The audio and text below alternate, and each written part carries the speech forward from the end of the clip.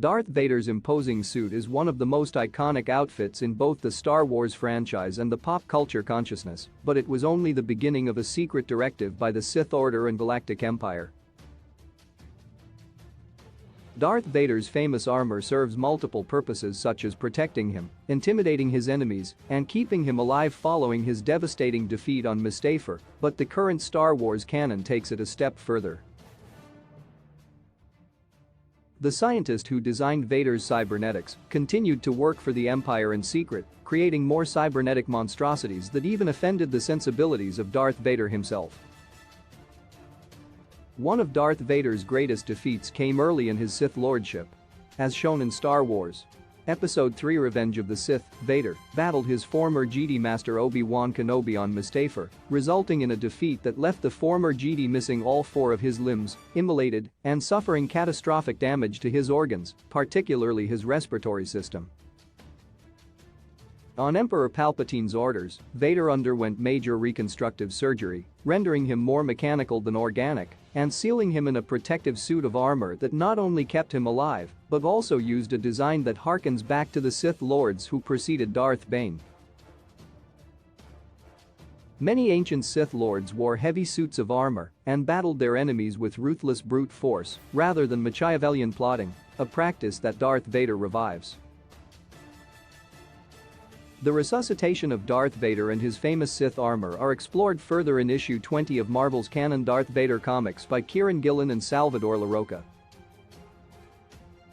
Following what seems to have been Dr. Silo's death, Darth Vader and Emperor Palpatine discussed the amoral scientist, with Palpatine explaining that Silo was one of several scientific minds who saved Vader's life after his defeat on Mustafar. Palpatine further explains that in order to maintain stability among the Empire's best and brightest, he had to allow Silo's experiments to continue, resulting in the mad scientist creating a number of cybernetic warriors as potential replacements for Darth Vader. While Silo's experiments continued after Darth Vader's reconstruction, the Sith Lord's successors lacked one specific quality that prevented them from rivaling him: the dark side of the Force. Darth Vader's cybernetics are insignificant to the power of the Force. Dr. Silo lacked faith in the Force or its dark side, believing them to be obsolete. Silo and his creations could not understand the dark side of the Force, let alone use it despite their considerable power. This prevented them from truly threatening Darth Vader and his position as the lesser of 2 Dark Lords of the Sith. Darth Vader defeats Silo and his creations, proving that even if their cybernetic upgrades are more advanced than his own, he is still one of the most powerful beings in the galaxy due to his sheer strength in the dark side of the Force.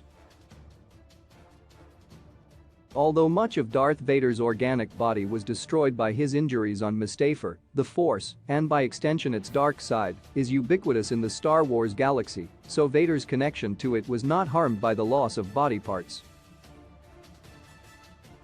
If anything, the humiliation and subsequent fury over his defeat, combined with his excruciating reconstructive procedure, which Vader was fully conscious for, only strengthened Vader's use of the malevolent dark side. With or without his cybernetics, one of Darth Vader's greatest strengths is his connection to the Force, and while Silo's experiments continued well after the Sith Lord's reconstruction, his creations lacked this vital element.